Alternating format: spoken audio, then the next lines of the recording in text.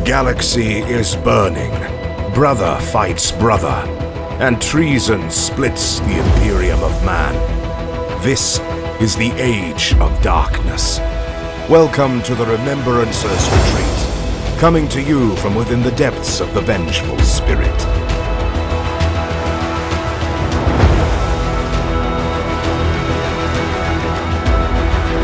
Hello, welcome to another episode of Remembrancers Retreat, a Warhammer 30k, Horus Heresy, and Specialist Games podcast. My name is Jesse. I'm here. I'm here with myself, Steven. I'm here with both of them. At And least my he name didn't- is Austin. At least he Jesse, didn't you really point need to this go back time. and just doing these intros for us. No, it's fun. We're not good at it. It's team building. It's really dropping down the quality of this Yeah, cast. we lost 3 patrons just based on the last episode's intro alone. It's fine. But we got him back with the rant though, so it's all fine. At least he's not. At least he's not pointing anymore. Yes, The I haven't. he's given up. I haven't He's given had up a that. no queuing, just staring. I haven't had a lot to drink tonight. But we'll get there, ladies and I'm gentlemen. not Don't you worry. I'm not going to work tomorrow either. So Haha, me neither. pull that Neither am microphone a little I. closer up to you, Austin. There you go. Just pull it. Wait, if none of us are going to work tomorrow, we could just have an all-nighter. 10-hour podcast. I'm down with that. My girlfriend is upstairs. She will Oh. not be down with Yeah, that. that's fair. Yeah. She can take the car. I'll give you a ride home. Mm-mm. Okay. Anyway. Mm. Hello and welcome back to episode number 2 of Traitor Legios. Woo! Bum, bum, bum. It's not the sound effect I expected, but Is I'm it this I'm one? down with it. That's Okay. Yeah. That's the one. So last episode, if you haven't listened to it, we dug into Corrupted Titans and all the cool stuff in there. We were super, super excited. And this episode, we are going to get into what it all means. We did the Corrupted Titans first to kind of give you some context for the coming changes to the Traitor Legios. So that's what we're going to talk about tonight, or today. Daylight savings time has come. The sun goes down at 3 o'clock in Virginia. Time is meaningless. Yeah. It's been meaningless for at least a year and a half now. It's fine. Yeah, but it's super meaningless right now. The government ordained clock control. It's so you can get your harvest in. They're taking my rats! Wait, the government can tell you how to set your clocks? What's next? Telling you where you can get your insurance and who can get married? God damn. When will it end? We swear we're not a politics blog. But we can be. Looking at you, Gazgul Magaruk Thraka. Yep. Not parody at all. Not at all. All right, so the first thing we're going to get into is all the way in the back of the Traitor Legio's book on page 171 are Traitor Titan upgrades. So the Loyalist book introduced some really neat Loyalist-only upgrades. Some of them I was quite jealous of. Traitor Titans, naturally, are getting some of their own. And you still have access to the Universal Titan War Gear, which is conveniently printed right alongside these in the same book. Speaking of the book, if you haven't bought it, it's a really good, it's a great thing to have. It's got fluff, it's got cool pictures, it's got all the reference information you need. All the strats, all the weapons, except for Volkite, because Brexit and pandemic took Life is such a hard. toll that Life is this hard. got delayed. This was supposed to come out, from what I've heard, before the Volkite weapons did. However, it took so long that did not happen, which is why there are no Volkite weapons in the reference sheet. Well, yea, verily, and Wow. Nurgle continues to do various things to us from a great height. At this point, I think it's Zinch. But all right. Well, who knows? So all the Universal Titan War Gear is still the same from the Loyalist. Mm-hmm. Nothing's Okay. changed. Yep, It's tracking all- gyroscopes, nothing new. ranging auspex, hardened casing, bastion shield. Cool. Well, I'll just rip this sheet out. Yep. There we go. Yep, just burn that. And just all right. Ah, good. Yeah, I'm doing Foley shit now. Yeah. Enter now for a chance to win the defiled copy of the Remembrancers Retreat Traitor Legios. We're gonna- Don't enter for that. It's been defiled. Yeah, we really mean defiled. Ugh. Let's Gotta not put get. We'll give it to Ben. We had to put a padlock on that thing. Anyway, It keeps biting us. Oh my god. The first Tater Titan. The first Traitor Titan upgrade is called Singular Purpose. The entities that dwelled within the warp were mercurial creations and myriad in demeanor. When summoned from the ether, many behaved erratically, intent upon indulging every base desire before they were cast back. Some, however, were focused upon tangible goals, and mortal trappings could not deter them. Any corrupted Titan can be upgraded with singular purpose for 15 points. At the start of a battle, a Titan with this upgrade can choose a single result from the awakened entity table, and until the end of the battle, whenever that Titan is required to roll on the table, it applies the chosen result. Huh. Neat. Yeah, this is a great 15-point buy. I mean, the problem is you're paying for a corrupted Titan already, which is already real expensive. Mm-hmm. So it's just another 15 points on top of that. I think I ran for a corrupted... penny, in for a pound. Exactly. Like I ran a corrupted warlord last game. And between my Legio specific upgrades and the corrupted Titan upgrades and the war gear, she had 140 extra points on her. Wow. Ooh. Yeah, Ooh, it was a lot. That is a however, Titan. For those of you that don't remember, some of those awakened entity things are just you run away. Yeah. Right? And I think so of the 6 results, 5 of them are either actively bad or can result in you hurting your own Titans. Mm-hmm. You either do nothing or there's a chance you mess with your own machine. So this 15 points to kind of modify that, or bless you if you're just picked like, hey, this like Tzeentch minor demon got into this thing and it wants to live, so I'm just going to be fearful every time. Yeah, I guess if you really want to be super fluffy. Like if you want to be super fluffy, bless you and do it, and this is a great way to. Yeah, well, I did mention the first time we talked about Corrupted Titans that one of the cool things about them, because of the way that you include them in a battle group, there's no real restrictions, on taking them. You can take your regular maniple of whatever and then add a Corrupted Titan for funsies, which means that you can really build a Titan very specifically for one style of hurting. You can build some turbo melee Titan if you wanted to. Mm-hmm. And singular purpose really just helps nail home the specialist role of the single corrupted Titan. It's singular purpose, if you would. Yeah, a purpose of which there is only one. Single, you might call it. I like that. Yeah, so that's pretty cool. Let's see, what else do we have here? Next up is Immateria Ward. Even the damned understand the need to be protected from the malign touch of the warp. Those god engines that had yet to be overcome by corruption were often protected by devices known as Immateria Wards, a form of null projector that was capable of starving off, pretty sure it should be staving off, a measure of the warp's effects. Any Traitor Titan can be upgraded with the Immateria Ward for 20 points. A Titan with this upgrade counts as a corrupted Titan for the purposes of determining if it is affected by a mutation. For example, it's not affected by the Corrupting Presence-based mutation. It does not count as a corrupted Titan for any other reason. In addition, attacks made against a Titan with this upgrade by a weapon with a psi trait reduce their strength by 1. Neat. It is, and this is great for kind of the other way around, right? If you want a very corrupted maniple, but hey, I've got this Warhound in here. I don't want to give this Warhound corruption because then it'll be a 7 or better to do any orders. Mm-hmm.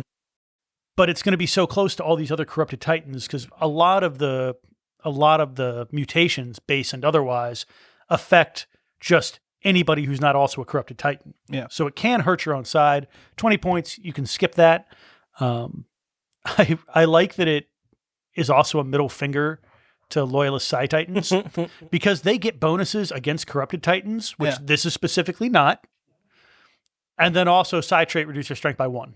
Now, I guess you can also take this in order to take additional mutations without having to purchase a base mutation? No, because you specifically have to buy a base mutation in order to buy additional. Only count as a corrupted Titan for the purposes of determining if it is affected by a mutation. So only count it as that for all the bad stuff that your Titans will be doing to everybody who's not a corrupted Titan. Okay. Yeah, because it's easier to pay 20 points a couple of times than it is to become a corrupt Titan, lose the leadership, pay for a base mutation. Yeah, like you could just pay 15 points and get a cheap base mutation, but then you're -1 to your command, and nobody likes that. Nope. 'Cause let me tell you, I was playing with hounds that were leadership 7 or command 7. That's a bad time. I got off Doesn't one sound order, great. and it's because I got a command bastion. Right? Huzzah! Yeah. Bears noting as we get deeper into this, a quick refresher on what a corrupted Titan is. It's the Demon Titan. You buy a base mutation. You buy additional mutations after buying the base mutation.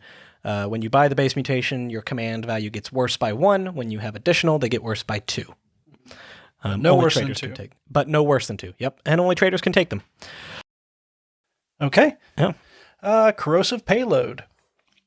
By extensively studying the caustic seas of Valia Maximal, the Forge World's tech priest developed several innovative technologies that explained its properties.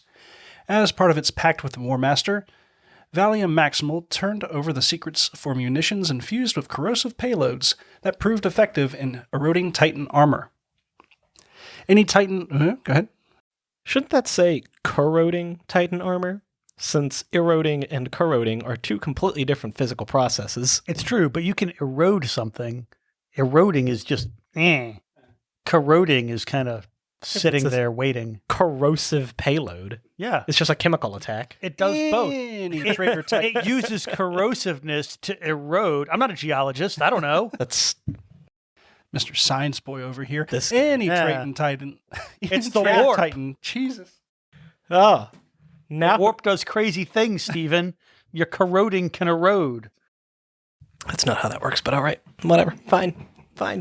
Any Traitor Titan equipped with a weapon with the Ordnance or Rapid trait can be upgraded with a corrosive payload for a cost equal to a points cost of 5 times the weapon dice value, so long as that Titan does not already have an upgrade affecting that weapon. Ergo, a Warhound's Vulcan Mega Bolter would be 30 points. Each of the Titan's weapons must be upgraded separately, and once per game, a weapon with this upgrade can fire its corrosive payload. When it does so, add +1 to all armor rolls for that attack. I like this. I don't think I like it. Enough. 30 points for 1 volley. Yeah. On the other hand, Any other way? you can get a hell of a volley with mega bolters, or that it also turns the Gatling into more of a killing weapon against bigger engines. Uh-huh. Yeah. It makes Or- the executioner weapons that more executionary. And Or turn those high volume dice rolls into night killers. Oh yeah, that's true. that's not so. Yeah, it would make it strength 8 against knights, and that's where the shield Save. save gets worse. Yeah, that's an interesting point. Yeah. And I'm trying to think, are there any low dice ordnance weapons? No, I don't think so. I don't think the Quake Cannon has ordnance. Oh, it's almost like we have the Right? all the like I've got a references thing right here right that here. we could check with. But I don't think so. So you No. are paying a good amount of points to make this happen, one way or the other. Yeah, there's Yeah. my problem with it is that 10. there's so many other ways in the game to increase weapon strength that I just can't see myself dropping 30 points for a Mega Bolter or 30 points for a Gatling The Iconoclast to do it. has a 2 dice ordnance weapon. The Krius Grav Imploder. It's got 2 dice, strength 12. So at that point, do you really want to need a +1 to that? Yes, just strength absolutely. 13. Bang. Like legitimately, yes, because the closer you can get to auto critting something, That's a good point. Yeah, and that would only be 10 points to put it on the yeah. Iconoclast. And at that point, absolutely. Why not? Yeah. Yeah. Just- what else are you going to do with 10 points? Yeah. Hardened casing? And that's what I'm thinking. Like, if you can find some weapons that are in that kind of 10 to 15 point range, Yeah. I think it's very useful. Everything else is like 10, 12 dice. Yeah, you're 6 dice for the macro Gatling blaster, and that's probably going to be the cheapest. Yeah, it's the macro, other than the macro gat. I'll and tell you Mega what Bolter. I'll tell you what I do like. What I do like for it is paired Gatling blasters on a Warlord, right? Strength 5 normally. Bump it up to strength 6 with corrosive payload. Play it in an Extergimus maniple and push a reactor to bump that up to strength 8. And that's 12 strength 8 shots. with ordnance, so you're rerolling ones. Steven, that is so wildly expensive. That's 60 points to do that.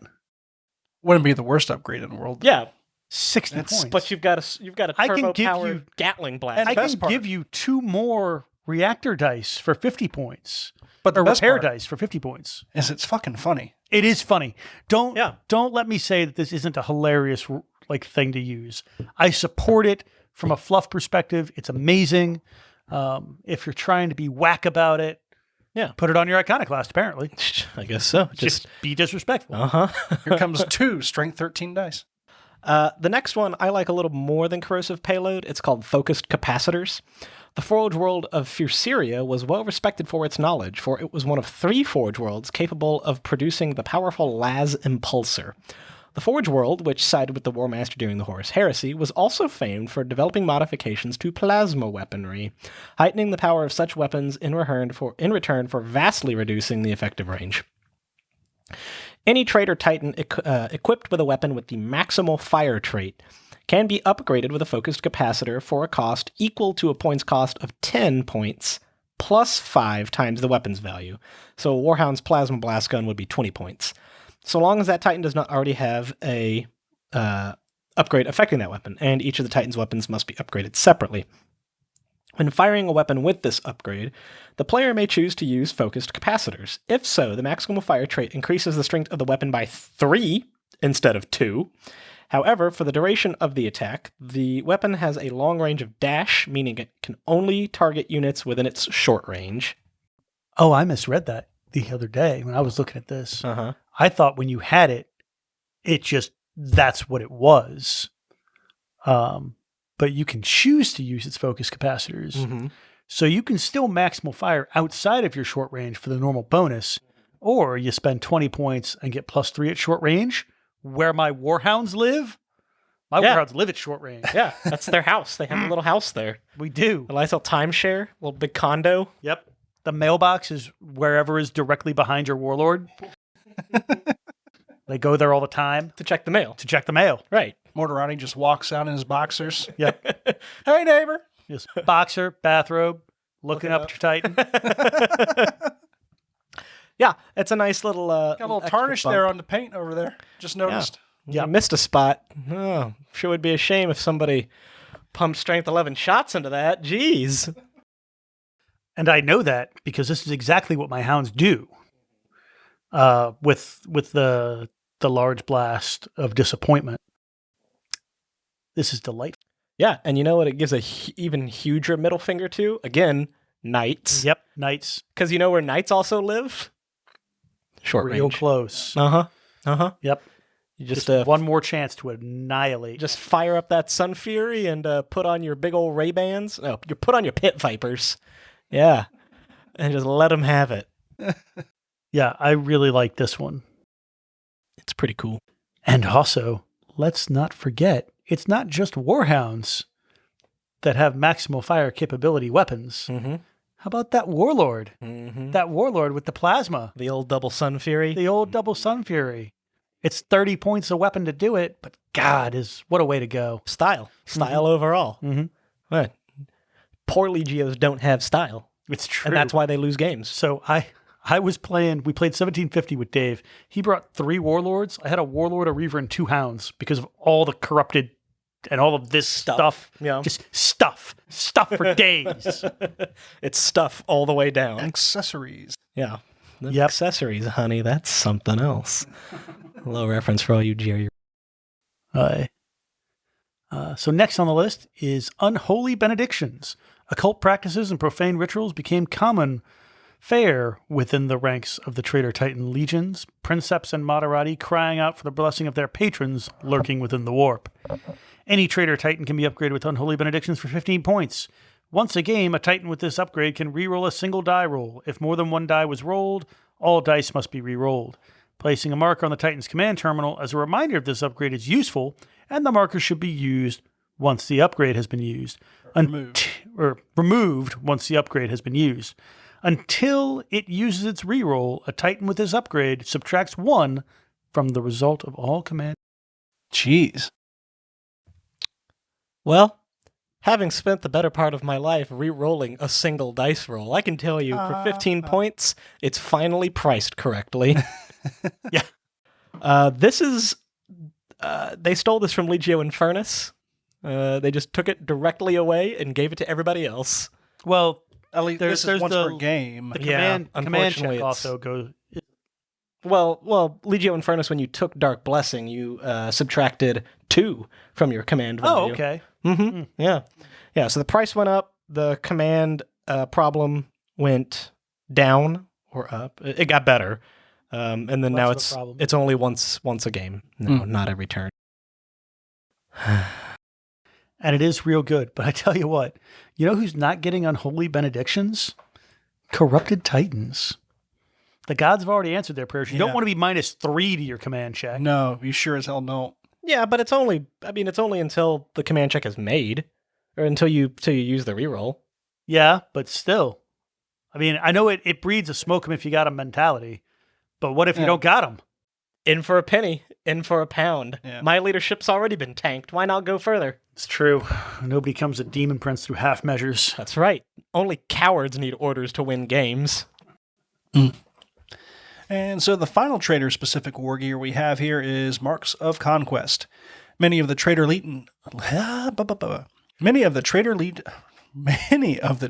Titan legions fell further into madness and bloodlust as the Horus Heresy progressed, desecrating their god engines with the corpses of their enemies. Decorating. See, that's the loyalist in him.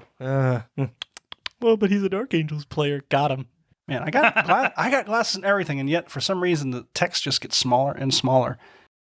It's the glasses. You just got reverse glasses. You got them on inside out. We just take them. Oh no! We're gonna leave those on. Goes right back on. We're gonna leave those on. Evil glasses be like makes your text smaller. Distributing sigils and nauseating images depicting the worlds conquered in the War Master's name. Any traitor Titan can be upgraded with Marks of Conquest for 10 points. Any visible enemy Titans within 10 inches of a Titan with this upgrade subtract 1 from the result of command checks it makes. That's a pretty solid get right there. I love this. Let's for spend 10 points. Let's spend 10 points and duct tape the corpses of this Praetor up on our Titan. That'll freak them out. Yeah. I want to see. Astartes may know fear, but you know who definitely knows fear? Princeps. Yep. They got that soft human part of their brain still intact. Yep. And I need to see this war gear on models. Oh, yeah. I mean, true. I want the WYSIWYG. I want you to have a tiny Princeps crucified to the outside of your Titan. So I like that this is essentially Remains of the Fallen that Legio Mortis has, which means it can stack with Remains of the Fallen. Does Remains of the Fallen still work the same way? Yeah, Remains of the Fallen is unchanged, which I believe is in total a -3 to command checks. Yeah, they certainly are making those Legios that are like, we're immune to negatives to command checks. And everybody kind of looked at them and went, that's dumb. But now there's this stuff coming out and you're like, oh man, that is actually kind of nice. Yeah. Because if I was going to an event and playing like just really any Traitor Titan Legio, this makes sense for, right? Between, corpses of enemies, disturbing sigils, nauseating image, your Titan's going to have some of that on there, surely. Yeah. So like, I've got 50 points left over, 10 points, every Titan of the Maniple. Buying this Done. on every Hecate engine. Yeah. Because, their fluff is that their armor changes with all the nebula colors and whatnot. Yeah, so, it's cheap. It'll be fluffy for pretty much everybody. It does good work.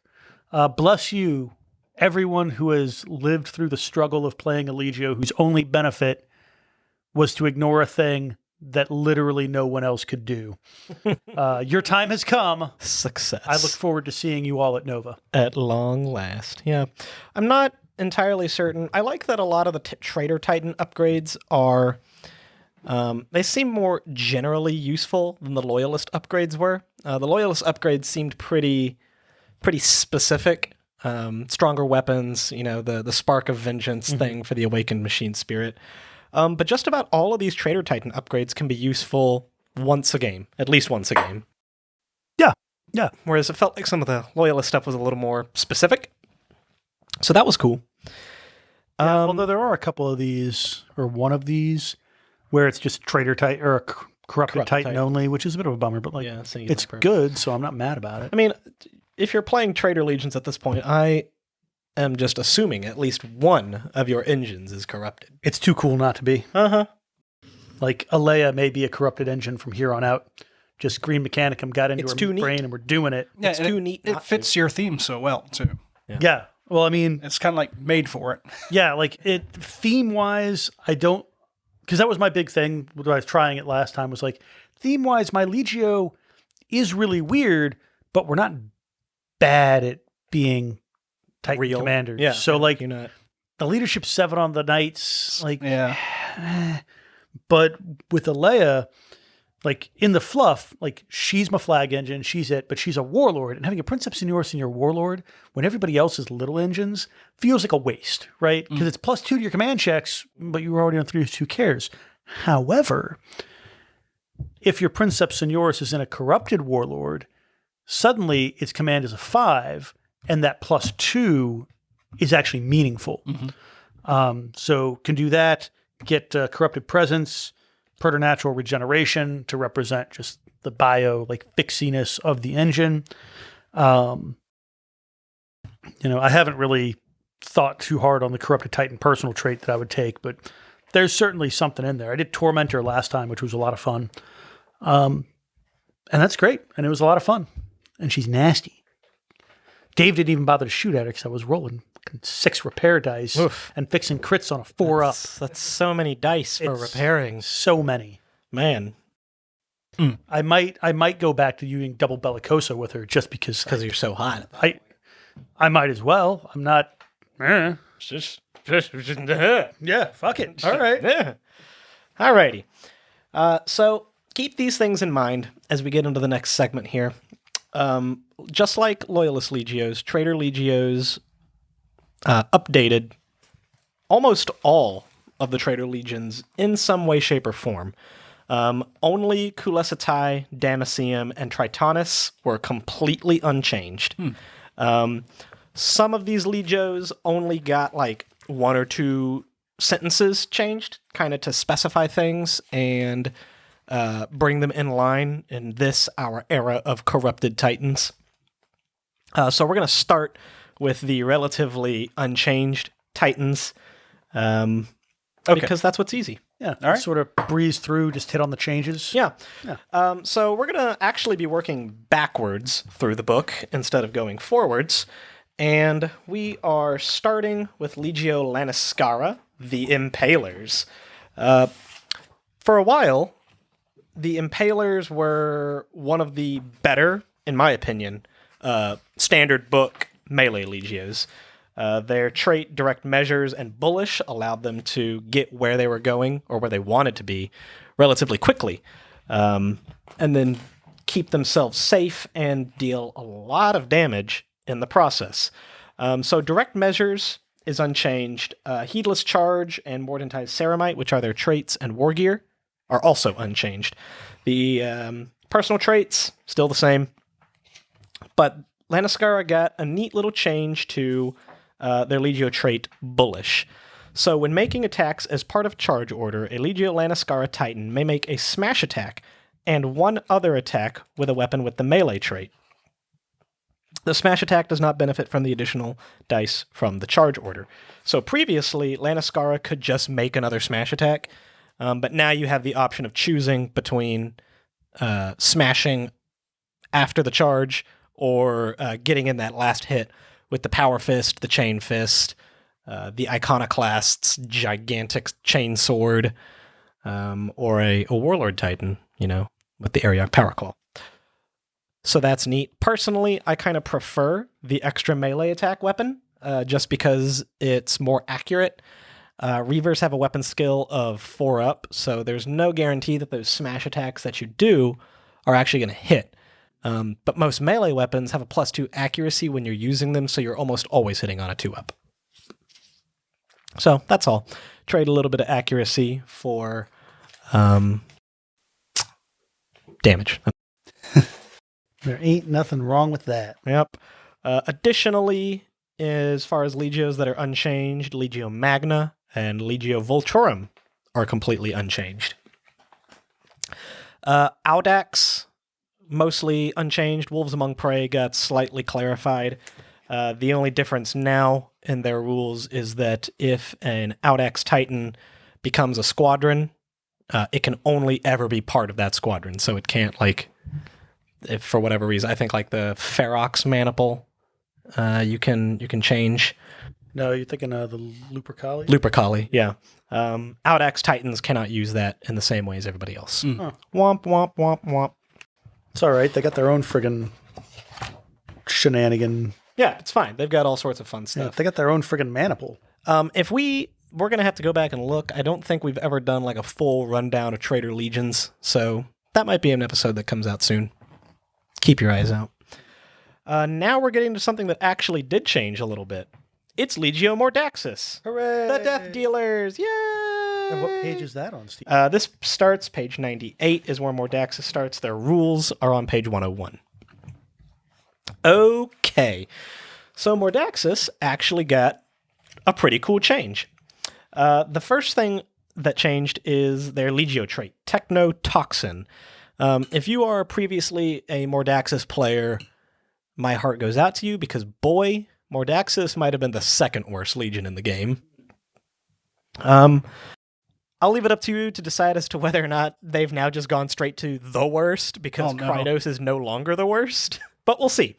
So Technotoxin now works as such. In the years preceding the Horus Heresy, the Dark Apostles of the Legiones Astartes Wordbearers infected the Death Dealers with a deadly technotoxin that corrupted everything it touched. Subtract 1 from the results of all repair rolls made for units within 4 inches of a Legio Mordaxis Titan. In addition, at the start of the end phase, any Titan, friend or foe, that is within 4 inches of a Legio Mordaxis Titan and has suffered at least 1 point of critical damage also suffers D3 Strength 5 hits on a random location, ignoring Void Shields. A model can only be affected by this rule once per round, and Legio Mordaxis Titans are not affected. So that's right off the bat better. So what the hell is Technotoxin? Technotoxin is when two machines interface without proper protection. Okay. Uh-huh. And yet, so the word bearers gave them Space STDs. I mean, hanging around Space with dark giant Apostles. robot turtle. What the hell is Erebus doing there? Oh, shit! Yep. Uh-huh. Oh, Slanash! Erebus! You can't forget the man who infected the whole colony with syphilis. Man! Oh. Thanks. God. Thanks, Erebus. Asshole. And remember, this is one of those things that, skipping back to Corrupted Titans for just a second, Pestilential Cloud, one of the Corrupted Titan upgrades, can change this to a 6-inch bubble instead of a 4. Good to know. Yeah. So previously, Technotoxin used to be everyone within 3 inches, I think, just took D3 Strength 4 hits to a random location. Nobody cared. Garbage. And now it's kind of cool. Mm-hmm. Because, like, you know, hounds who have their mailbox behind a warlord, they still need those repair die to not explode once they're there. Yeah, they tend to be hot or hurt or something. Yeah, they And you just rarely can't get all the spray way them off. through. Yeah. They rarely get all the way through unscathed. And now for Mordaxis, they have a little bit of insurance against that, in that it's going to be easier to peel those hounds off. Now, whether or not the hounds will be able to kill a Mordaxis Titan before it becomes a problem. Well, counterpoint, I don't really see this as a defensive thing. If you're that Legio Mordaxis hound and you're, you know, just pulled your trailer up behind an enemy warlord and you unload your plasma into it, and then you cold shot your mega bolter, and then you kick it, and the goddamn thing still has a point left to blow it up. Yeah. Little bit of extra toxin. that might finish it off for you. Yeah, just give it the old pocket sand. Yeah. Shasha. Now, that being said, inured to pain, that's the only reason that I don't really agree with you, because inured to pain still has the part about it that sucks, which is to say that Legio Mordaxis Titans do not have their speed when they suffer a hit from a quake weapon that's not deflected by shields, nor do they pivot when they suffer hits from a concussive weapon. However, A Mordaxus Titan can never declare power to locomotors or power to stabilizers. Ugh. And having Stephen just mentioned that, I will point out to you that while you can't pivot if you're hit from a concussing weapon, you can still go straight backwards. Yep, you can still be just knocked straight back. Which is a downer. And you're right. That is a problem. However, again, Mordaxus begs for Corrupted Titans because there are some corruptions in here and that's that really are the only really reason. good. Yeah, and I don't think Mordaxus... I think that's why they left Mordaxus largely unchanged, even though its rules were so weak, is because Corrupted Titans can shore up a lot of the holes in a Mordaxus list. And not necessarily... It's not going to make them fast, right? No, but think about it. So Chitinous Carapace, right? 20-point mutation. Oh, man. Subtract 2 from armor rolls to the body or Carapace. The downside is you can't declare power to locomotors. But, oh, no. Oops, Yeah, right? yeah, Suddenly that becomes a very... not a bad one, because But it you makes don't you care about super the downside. tanky. Yeah, Yeah. it makes you super tanky. But suddenly, like when I was playing Dave, this was one of the ones I was thinking about doing for my hounds, and then I was like, oh, but then my hounds can't go fast. Maybe not. You know what I mean? But for Mordaxus, And ironically... everybody, The only- Chitinous Carapace. The only downside is you have to take Legio Mordaxus. Aww. Well, gotcha. I mean, they are pretty with that lovely purple and black. True. Yeah. Well, so again, ironically, Mordaxus can become. Remember how I talked about when we talked about Preternatural Grace, or no, not Preternatural Grace. What is it? It might be the awakened. The corrupted Use your words. Princeps trait that lets you add +1 speed or distorted add 1 form. turn. Yeah, distorted form. So you add speed or you add a turn, and suddenly it's not so bad that you can't push it for speed or push it for turns because Yeah, you're already going, especially for a big engine, right? yeah, that kind of offsets Mordaxus's speed a little bit. Yeah. You know, I mean, just for your Princeps Senioris, but fuck it. yeah, just fuck it. Mordaxus still does really good with like the heavy maniples. Perpetua or Fortis is still pretty great for them. Unfortunately, Mordaxus's Legio-specific stratagem, Unstoppable, actively got worse. Oh, no. Yeah, which is a shame because it used to be the best part of their rules.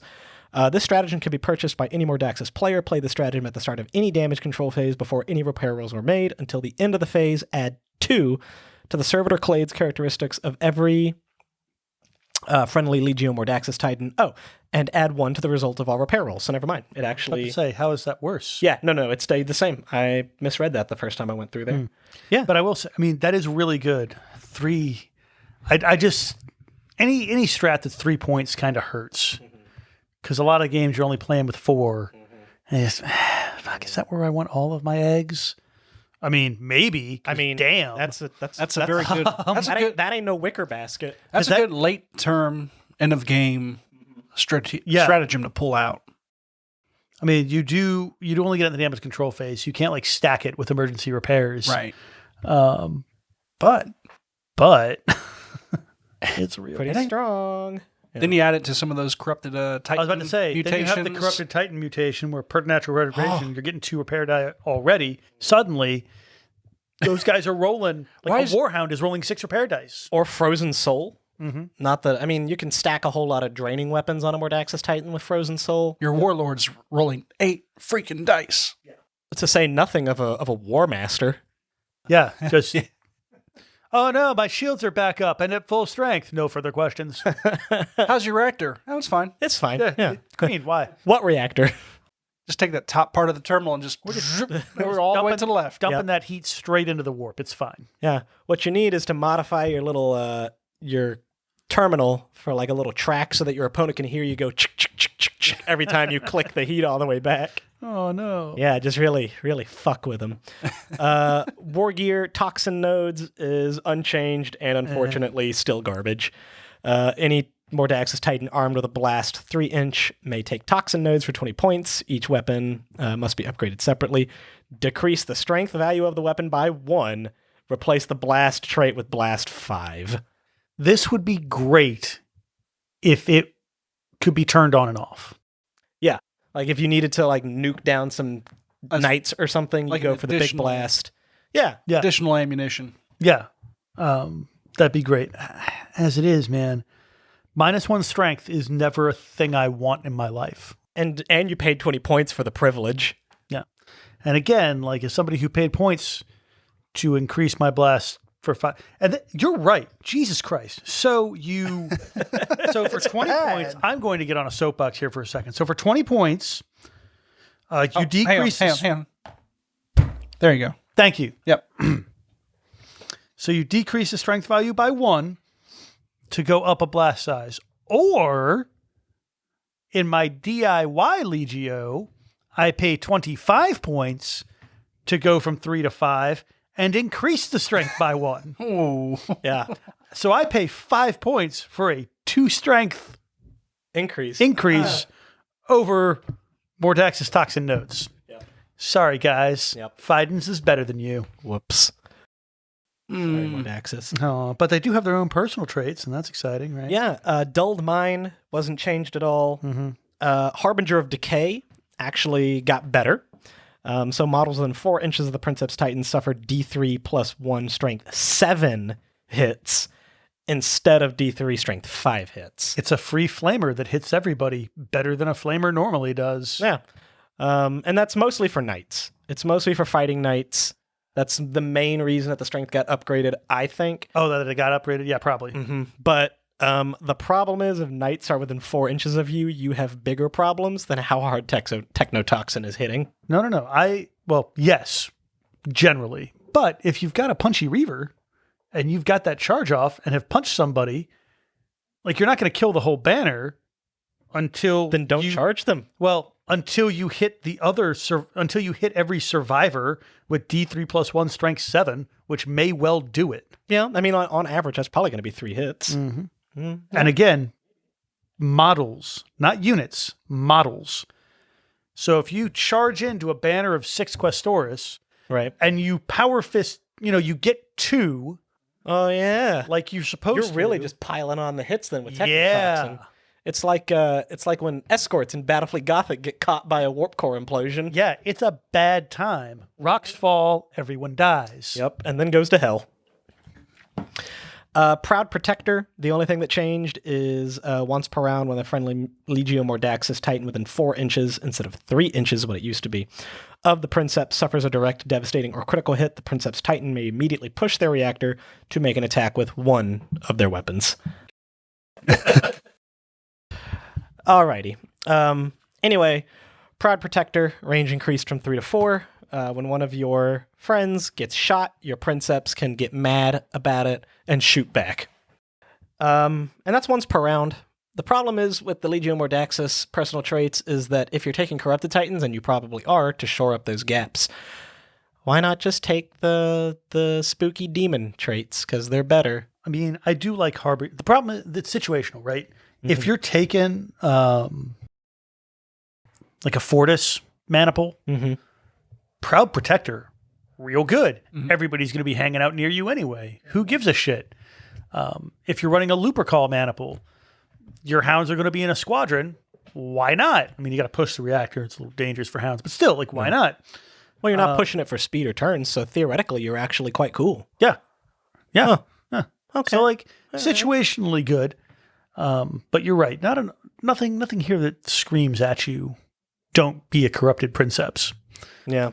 Most of the things that the Legio Mordaxis rules scream at me is pick a different legion. Anybody who shows up with a Legio Mordaxis to Nova 2022, I will buy a beer for. I'll buy one too, but mostly for sympathy. God damn. The Warhound in the back, or the Warlord, looks like he's had a rough time. He looks like a sad Warlord right there. That is a dead Warlord. He's just taking a nap, man. He's you can't all right. really, you can't really tell on your internet version. That's the full picture. Yeah, my PDF doesn't give the full feel of, yeah, he's having a bad time. I'm Legio Mordaxis, and this is Jackass. Yep. Speaking of Jackass, the next Legion that I'm going to talk about is my Legion, Legio Infernus. Page? Number 91. You're 91. all over the place, The Steve. fire. They are literally the next Legio in line, going backwards because Stephen refused to take his notes like a normal In between person. that, a I night did house. take my notes like a normal person. I took the notes as I read the book. Anyway, So that just means if we started on page 1 of your notes, you'd also be starting on page 1 of the book. no, not necessarily. Only if you read the book backwards. Maybe I did. So the rules start at Reprobate. page 91, but the actual fluff starts at 88. Yes. So Legio Infernus didn't actually change a whole lot, but they did change in one very crucial way. Dark Blessing. And we're very happy about that. Which Not I- Steven, but we're all Yeah, the very- rest of us are pretty pleased. I'm pretty pleased with it, all things considered, because I've been saying basically since it came out, since we did the Shadow and Crusade or Shadow and Iron episode, that Dark Blessing is so stupidly overpowered. It is real good. For 5 points, lose 2 leadership and gain 1 reroll for any single die that you need to roll once a turn per Titan. I have used that roll every game, every time. it's Practically. auto take. Yeah. One time, Austin and I were playing a game, and I desperately needed to like kill one more thing, but my Titan was dying, my last Titan on the field. So he rolled on catastrophic damage and got like silenced or something. So he's just laying there dead. I re-rolled it for a magazine detonation. It exploded. It killed the last thing I needed. It didn't matter that I got tabled. I completed the objective. I won the game. Yep. Dark Blessing is real rude. Pulled a real Ender Wiggin out there. Uh-huh. The enemy's gate was down, and by God, we're going down. So now the change is, and I have yet to pass full judgment as to whether or not it's better or worse. It's really hard to be better. The maximum number of additional mutations the Legio Infernus Corrupted Titan can purchase is increased by 1. So it's what, from 2 to 3? 3 to 4, 1 to 2. So 5 and lower can get 2. Five and that's lower right. That's get right. It's based off the size. 5 and lower get 1. Hounds are 6 to buying 8. 2. So Hounds and Reavers, 2 goes to 3. Uh-huh. Warlords and Warbringers, 3 to 4, and then the big kids 4 to 5. And 4 to 5 is literally just all of them that you can take. Just why not? Why not buy all of them? Well, I think it literally is all of them you can take because some of them are base mutation specific.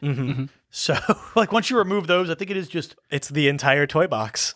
all of them. Yeah. Very interesting. Which I think is pretty cool. I think you get diminishing returns on it as you get to bigger Titans. Because like Austin said, once you get up to Warlords, now you can buy all of them. And that's a lot of points to spend. Actually, quite a few that So won't for your big girls with this mutation, that would be buying every available mutation possible to the Titan.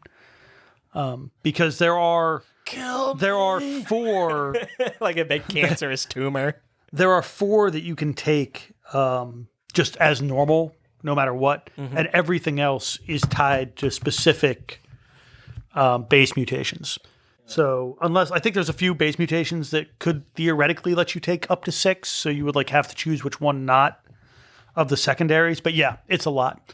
But I like this a lot for Warhounds. Yeah, because Warhounds previously, I mean, there's so many cool things you could put on a Warhound, but then normally you're restricted. So you're looking at it now and you're like, ooh. Or Reavers, it's just a free writhing carapace. Sounds great to me. Yeah. Yeah. Free chitinous carapace with a writhing carapace. It's bony, but it moves. Don't like that. It's just fractal. Yeah. You remember Doctor Strange when all the buildings were just, Yeah. it's like that, but a Titan. You mean like Titan. Inception? Man. It's in your meat brain. Oh, shit. Yep. So I think that's cool. I think it's even if it's not like as good from a game design perspective, it's much healthier. It's a much healthier Legion upgrade. Certainly not as whack, but can be real fun. Yeah.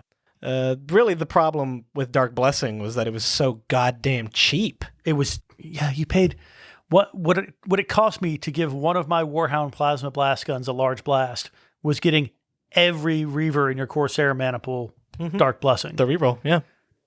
Which, damn. Yeah. Burned Ones is unchanged. Masters of Flames is unchanged. Clinging Phosphex went down from 20 points to 15 points, which was nice. Anytime that I can get more hits with a flame gun for cheaper, I'm happy. Yeah, and that is you pay 15 points when firing the Titan's Inferno gun. Targets other than the one closest to the firing unit take 2 hits instead of 1. Mm-hmm. So literally twice as good. Yep. It's good times. Let's see here. After Infernus, we have Interfector, which also didn't really change a whole lot. Really, the only thing is Creeping Madness had a lot of clarification added. Dark Embrace is nearest visible. Weapons Overload is nearest eligible. I do have something that changed for me. Did Interfector always have these sweet white flames on the armor panels? Yeah. Is there another Legio that's black with red trim? No. Because I just had no memory of that at all. Maybe I'm just used to seeing the Hounds, which I don't think have. That's probably... Well, hang on. Now that you mention it. Because I think I know you're right. Jared's. I don't, and I remember Jared's being very similar to the model. Yeah, I don't think they had. No, they have.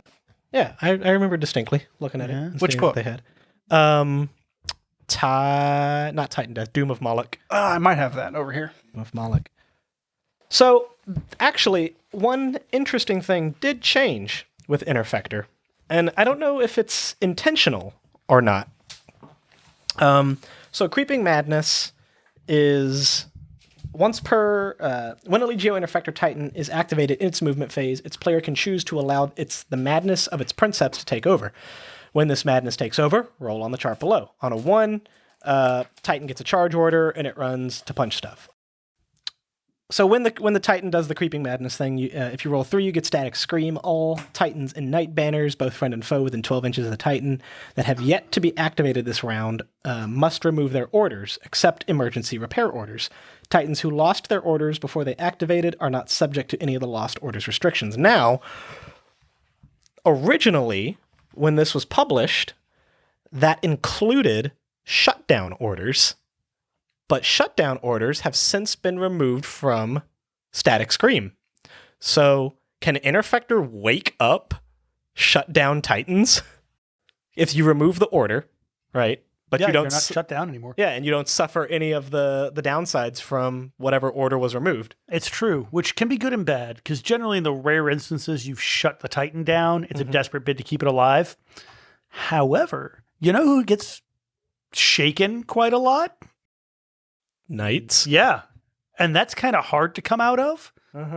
All Titans and Knight banners, friend or foe, within 12 inches. So and Knights get shaken. Like a Knight banner that has lived through a game has probably been shaken at least once. You know? Yeah, probably. And that's a pain in the ass. 'Cause it's like a 5 or 6 to unshake them, and then they still can't go on orders until next. It's a mess. But this, like, oh, you first fired at my Knights and fucking killed one, and now they're shaken?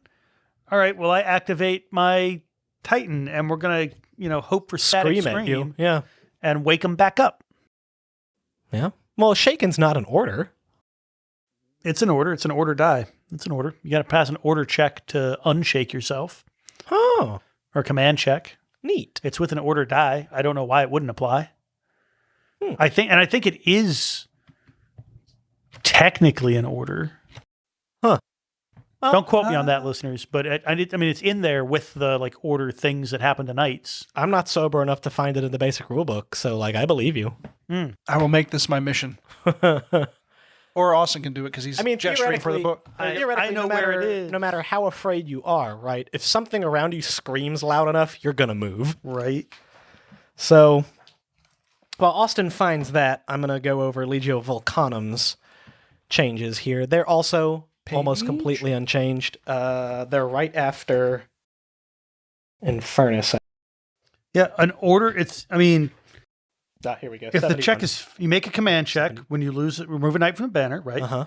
If it's failed, banner is shaken. It immediately loses any orders and an order die showing the shutdown symbol is placed in the command. Blah, blah, blah. And in the orders check, you do that. Second. I guess so. Sure. Cool. I don't know. Because I guess you could make the argument that, as I was initially doing, it's an order die. Ergo, it's just a weird kind of order. Because if you did a shutdown, if you did this to sabotage, if you sabotaged the Night Banner and you rolled the shutdown symbol, you would assign it a shaken result, yes. I would, although you might be able to only sabotage Titans. I That's would not a good answer. Contend that with, if you go to a rundown of orders, do you see shaken as an order? Yeah, but you don't see coordinated strike on there, and that's an order that knights can take. Huh. Write in, listeners. Yeah. We've got other things. Give to us your discuss. feedback. Yeah. Facebook, Instagram, RR30K, and RR30K Podcast on Facebook and Twitter. So Legio Volcanum, Darkfire, and Lords of Ruin.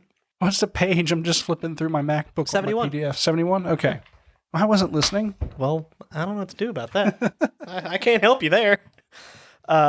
Two-Faced God and For the Fallen, their 2 Legio traits are unchanged. Symbiotic Commands, their stratagem, didn't necessarily change, but the new wording that they made to make it a little clearer offers an interesting implication. So, Symbiotic Commands. This stratagem can be purchased by any Legio Volcanum player. Play this stratagem in the strategy phase after successfully issuing an order to a Legio Volcanum Titan. The player may, if they choose, immediately issue this same order to any or all of the Legio Volcanum Titans in their battle group without the need to make further command checks. Now, the way that wording changed, it used to just say that every other Titan in the battle group can go under the same order without having to make a check. Mm-hmm. But what they added was, if they choose, immediately issue the same order, which presumably means that the first Titan goes into the order, you play the stratagem, now completely out of the activation order for the rest of the game, everybody else gets the same order. Well, the turn, not the game. The turn, yeah. So without having to wait for your opponent to do something, then you do one. So in a fit of whackness, get your opinion on another implication of this. Uh-huh. I activate a Titan, give it the emergency repair order, or indeed have an engine on shutdown orders. Right. Then issue, say, First Fire, then play Symbiotic Commands. Can I then issue those other Titans a new order? Well, it definitely doesn't say provided that they don't already have an order, which is usually a caveat added to these kinds of things. It normally is, yeah. Huh. So do I just kind of beat the crap? I'll do 3 emergency repairs, and then my last one, we're going to go First Fire and just swap everybody to First Fire. 1 point, real good. That is real good for either way, one point, even if that's not a thing, right? Still good. Again, that sweet Corsair melee maniple. The one thing you don't want to do is fail one charge order somewhere down the line. Yep. My gut says it's for other ones that have not taken orders, but usually Titanicus is usually pretty... it's pretty tight about that sort of thing. And again, I've got my whack hat on. You can see it's just a little picture of Will. Yeah, that's kind of neat. Twinned Machine Spirits, their war gear, changed a little bit. You can't add twinned Titans to squadrons other than the one that they form with each other. So you can't make a Warhound squadron bigger than it could normally be by having twinned spirits. So technically, it's smaller than it would otherwise be. Yep. They twin spirit engines form squadrons with each other, and then literally no one else for the rest of the game. Janus pattern missiles didn't change. Personal traits Trueborn and War's Orphan didn't change, but Divided of Mind did. I don't remember off the top of my head what it used to be, but now it is, if the Princeps fails a command check when issuing an order to their Titan, they may re-roll the check. However, if the reroll also fails, remove all orders except emergency repair already issued to any Titan within the Princeps maniple. Shutdown orders? Shutdown. Yeah. Not that anybody's going on shutdown orders. I think I've done that like 3 times since I started playing this game. Yeah, I don't think I've ever used it or seen anyone use it in a game I've played. It's been used on me thanks to Sabotage. It's true. That needs to come back. Nobody brings Sabotage anymore. Remember when we first started playing this, everybody was bringing Sabotage, and they're like, Sabotage and Vox Blackout. Sabotage is pretty fun. It is pretty fun, but like it just got like it got to the point where we were using it so much, you're like, well, I want to take something different, and then just never gone back. Might be time for a renaissance. I saved my butt that one Titanicus event we played, where I was about to get charged in the ass by a Cerastus Knight, and I was like, nope, you're actually just going to chill around there for a little bit. And I was able to escape. Yeah. And Divided of Mind... Smoke! Huh? Divided of Mind is one of those rare instances in Titanicus that just lets you re-roll a command check. Yep. And your Princeps and on your yours, Princeps, yeah. which is great, because they're normally good at things. So if you have failed, it's probably because you rolled a 1. Mm-hmm. And what are the odds? 50-50. If you've already rolled that 1 for a command check, I know what statistics says. Statistics says 1 in 10. Statistics is a lie? Statistics is made up. Math perfectly describes in a completely imaginary universe, ladies and gentlemen. I said it, I meant it. Do want to thank all the listeners who came in with the math, the correct did they? math. Yeah. What was the correct math? Fuck, I'm drunk again, guys. I don't remember. You didn't remember? 1 in 30. Hang on. Please post. Was it 1 in 36? Was it 1 in 36? The answer is yes. Rolling doubles, it's 1 in... Listeners, Anyway. please write in. Again. While he's looking that up, I'm going to talk to you about Legio Vulpa. Because Legio Vulpa... What page is that on, Steven? God damn it! It's for the people following at home. I'm too lazy to look at There's index. literally somebody waiting at home. God damn it. I guess I'll just flip all the way back. Is it Vulpa, you said? Yes, it's Vulpa. 58 is where it starts. 61 is where the rules start. All right. Jesus Christ. Okay. All right. You're supposed... What? I'm drunk. This is why Jesse drives. You're lucky I'm not drunk. drunk. Jesse's drunk. All right, Legio Vulpa, Death Stalkers. So if you wanted to play a melee Legio before Laniskara and before Crusading Titans came out, this was the way to do It was the OG. Yep. Legio Vulpa. You played these a couple of times, yeah? No? Never did. I took one of their war Oh, no, it was Dave. Dave tried it a couple of times. I think so. When he was trying to make Punchy Legios. I had to show him right thought, but you know. All right, so Honor and Blood changed. Pretty much only one number, one single alphanumerical character in the entire paragraph changed. If a Legio Vulpa Titan is within 5 inches of an enemy Titan, increase its weapon skill by 1 to a maximum of 2 up, and decrease its ballistic skill by 1 to a minimum of 2 up. And you might say to yourself, why did they change the range? And I'll tell you why. Because the War Master Iconoclast has a 4-inch range chainsword, and 3 inches just ain't doing it. Doesn't help you with that weapon skill. Please save that as a That's soundbite why. right there. What? 3 inches just ain't doing it. Hey, so Alex Self and another Jesse on our Discord both agree that the chances of any doubles on a die roll is 1 in 6, which sounds really fucking low to me.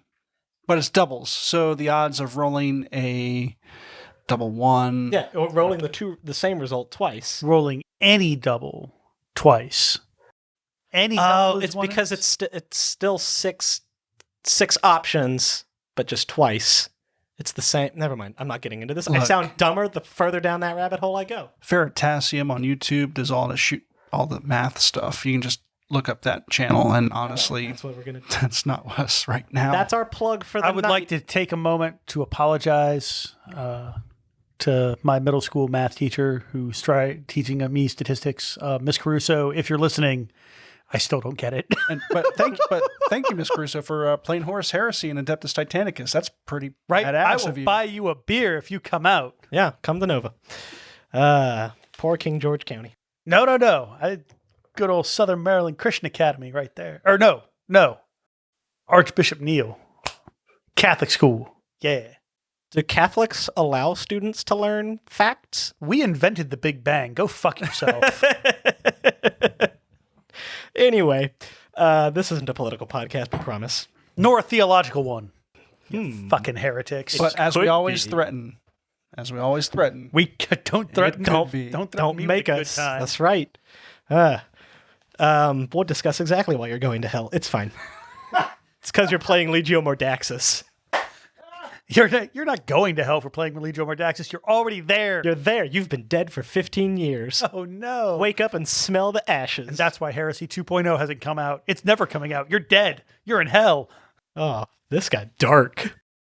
No, because the person, you're already dead. You're already dead and in hell. Ergo, no good things will happen ever again. Yeah. I see. Hell is other people playing Legio Mordaxus, and you're the person. Anyway, so Honor and Blood really only changed to accommodate the Iconoclast. No Pity for the Vanquish is unchanged.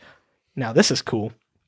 Legio Volpa used to have a piece of war gear called Plasma Gargoyles, and they were absolutely dumb and useless. They weren't great. They provided a feel-good if the enemy knights were close. Yeah. But it was like a strength 4. It was a strength 4 hit. It was a number of strength 4 hits equal to the amount of plasma you vented. So, like, 1. So, at most, 4 strength 4 hits. Yeah, anyone who's played Knights knows that doesn't do it. That doesn't do it. 1, they get their best save possible. 2, you still get a 6 on the dice. Well, yeah, you still have to. You hurt most of them on 5s. Like a 9 will do a point. You still need 5s to do any damage to them. So it was worthless. Yeah. So Legio Volpa wrote to Sinterklaas and asked him repeatedly and with great enthusiasm for a new piece of war gear. And after Sinterklaas eradicated most of the people on Anvilus, they got it. He sent the Red Gobbo. Yep. And out of the Red Gobbo's sack came Shikarian conduits. The Legio Volpa possessed a well-known tendency to favor close-quarters combat. To facilitate this, its titans would often make use of modified reactor fetters, known as Shikarian conduits, that would drain and divert reserve power from weapons to enable faster movement. Presumably in the shape of gargoyles. Presumably. Any Legio Volpa Titan with a scale 7 or higher, so not you, hounds, this is for the big kids, may take Shikarian conduits for 20 points. A Titan with this upgrade increases its boosted speed 2 inches and its boosted maneuver characteristic by 1. Hot damn. If, during a round, a Titan with this upgrade declares power to locomotors or power to stabilizers at least once, then, for the remainder of the round, that Titan decreases the die value of all its weapons without the melee trait by 1 to a minimum of 1. In addition, the Titan suffers -2 penalty to its ballistic skill to a minimum of 6 up. My heart bleeds for it. That's real fucking good. Yeah, how cool is that? Yeah, so imagine, if you will, a universe wherein you have 5 punchy reavers in a Corsair maniple, and all you want to do is hurt things. This is the way to do it. They go 11 inches. God. 13 if you're using the Traitor Allegiance ability, Unbridled Hate. Just marathon manning down the... But the best thing is, you do it. It's not once a turn. It's no negative. It happened. And then if you do it, it's a little more of a pain in the ass to not punch people to death. However, what do you do first turn with a Corsair maniple of punchy reavers? Full stride. Everybody gets full stride. Everybody goes 22 inches. That's half the table. 22 inches. 22 inches. Oh my God. And in a basic game, you start 6 inches up. So yeah, you're in the other guy's half of the table on turn 1. Whoo boy. You know who's having a bad time? That guy. That guy. Yeah. You're having a great time. Yeah. You're living your best life. And again, this is not just punchy reavers. You got that punchy Titan, the punchy Warlord, and you're, God damn it, I'm finally going to make this work. That Iconoclast is coming for you. That goes 16 inches. Yeah, that's math. I can do basic addition. Yeah, that Warlord goes 16 inches a turn with full stride, which is a ways. Yeah. Then you add in Unbridled Hate. What page is this again? This is page 61. 61 is the rules for Legio Volpa Deathstalkers. Yep. You add in Unbridled Hate to add another 2 inches to that. You are a Corrupted Titan with Preternatural Grace, so you're pushing it for free. And check those mutations. Make sure they're like not counteracting Volpa. Oh no. Far from then, my friend. Then you choose your Corrupted Titan Princeps trait for favored form, so you add another inch onto that. And what should his base mutation be, you ask? Preternatural Grace. Power to locomotors or stabilizers without pushing its reactor once a turn. Yeah. Hey, that's one fast motherfucker. Yeah. Fast as fuck. Yeah. I am speed, kerchew. Yep. And then what do you give them? Because you already have Preternatural Grace. Immaterial Shield, -1 to hit while your voids are up. God damn. Who gives a shit if you're -1? The enemy always is. Punching folk to death. Ah, that's beautiful. Guess what I'm building for Metallic? A Legio Volpa maniple? Yeah, I'm actually just building Legio Volpa. Legio Volpa has a cool transfer sheet available for purchase. So It does. And it has a beautiful armor pattern. That kind of, well, not that you have to the do the marbled red, but the marbled red and that sort of like pale gold, really pale brass, I guess. I think it's pale brass or maybe a light. It is pale brass, so I guess. Holy shit! Looking at their And then a black, blue, purple sort of. they look like a bruise. They're a walking bruise. Yeah. They are. But looking at that warlord, his heraldic shield, right, with the Opus Titanica, the T isn't a sword like it is for most Legios. It's a spinal column. That is delightful. That is absolutely delightful. That's cool as fuck. Presumably that's on that transfer sheet you were just talking Yeah, about. I hope so. Damn. Let's see here. Furins. If not, shouldn't be too hard to replicate. Oh yeah, I mean, Yeah, no, you as just far as paint over a little bit. yeah, as far as icons go, that's probably one of the easier ones to freehand. Furins pretty much didn't change either. The only thing they added was that machine rage, where blanks also wake up the machine spirit on the reactor die. It does the same thing for Awakened Entity. An Awakened Entity, you roll 2 dice and pick whichever one you want, just like machine rage. Then that's real nice. Because again, a lot of those Awakened Entity things are bad. Yeah. But now we're going to get to one of the highly anticipated things. It's not Legio Tempestus, even though that's the page I just landed on. Is it perhaps Krytos? It is Page 41? Legio Krytos, Yeah. the Godbreakers. Before we get into this, it's been over an hour right now, so at this time I'd like to also thank all of our patrons. Ah, yes. Especially the ones that did math for us this past week. God, you're our favorites this week. Bless you guys. Sorry I didn't remember that off the top of my head. However, once again, thanks for listening to the Remembrancers Retreat. If you enjoy our program, would like to support us, go over to patreon.com/RR30K podcast. And as always, we'd like to thank all of our patrons, starting with our Legion Praetor tier, Alex Self, Chap Laniskara, Chris Mack, Jacob Dillon, Gardner.Tree of Woe, Joe from Music City Heresy, Luke Rizzuto, Matthew Boyce, Mr. Baldwick, Nick Quenga, Sarah Luther, Taco Tuesday or Bus 22 Rock and Roll McDonald's, and What's Ligma? Our Legion Centurions, Aaron Maynard, Andrew N., Angry Boy, Denny Larson, Dave Jones, Duncan, Ed, John Christensen, M. Tanzer, Gorkrow, Noah Atkins, Rena the Floof, Scott LeMay, and Scott LeMay. And lastly, our Legion Sergeants, Agrippina, Emily O'Hare, Garrett Lowe, Jay DeSales, Jay Grammaticus, M. Sear, Nick Gillen, The Zoe, and what do I call myself? Quick! What does he call himself? Quick! Someone give me a name. Not Tim this time. Today he is Bravazzi, grapefruit, hard Italian soda. And Bravazzi, grapefruit hard Italian soda.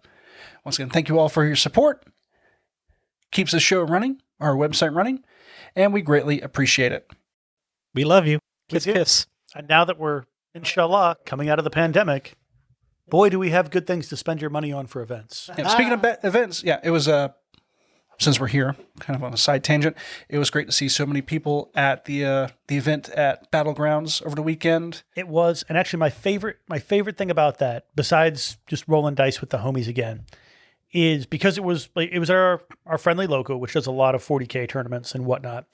And on, I think, 3 separate occasions, I had people that weren't playing in the event, like they do. It's an active game store. People wandering through, looking at everything, going, man, everything's so much prettier than the 40K tournaments. Because we had, everybody had a fully painted army. Every army was friggin' pretty. Mm-hmm.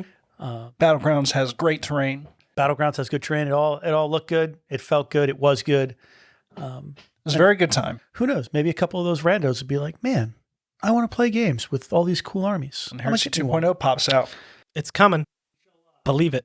We will take you under our wing and we'll all have a good time. There was 18 people for this one? It was 5 tables. I think it was 20 because it was 5 tables. Yeah, 5 tables. 5 tables of 4, right?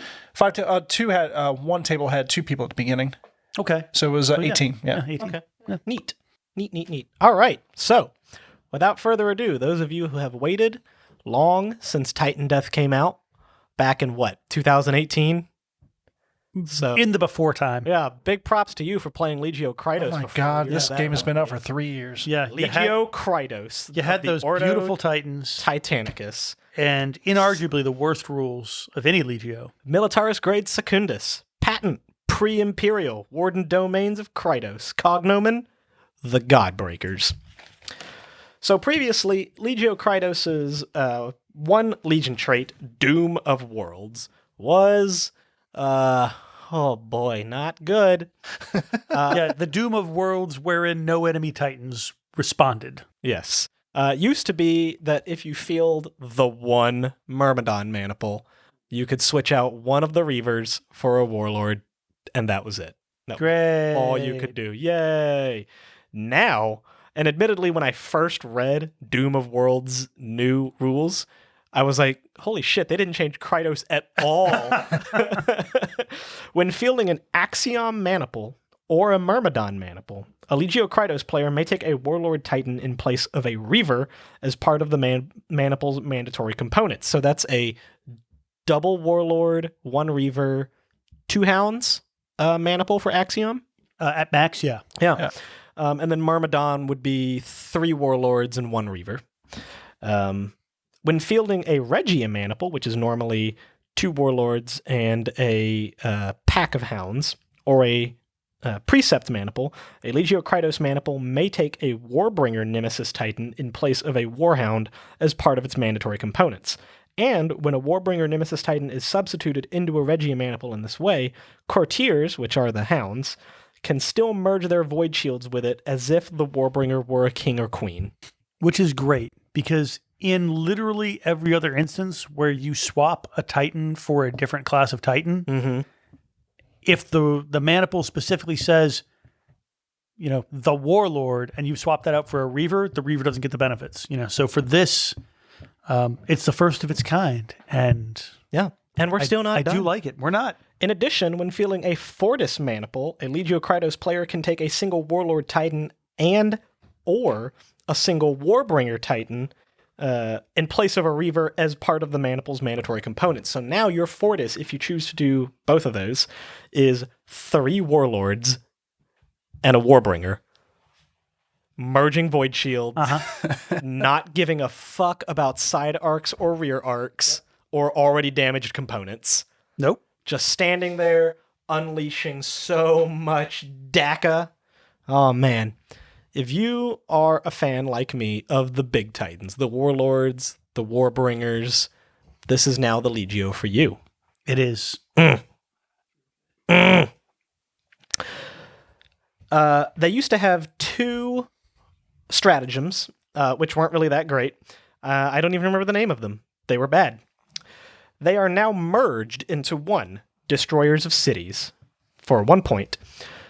The swirling flames of a dying world can be a hostile environment, even for the great god machine like a battle titan.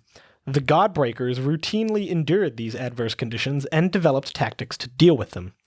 This stratagem can be purchased by any Legio Krytos player. Reveal this stratagem in any strategy phase.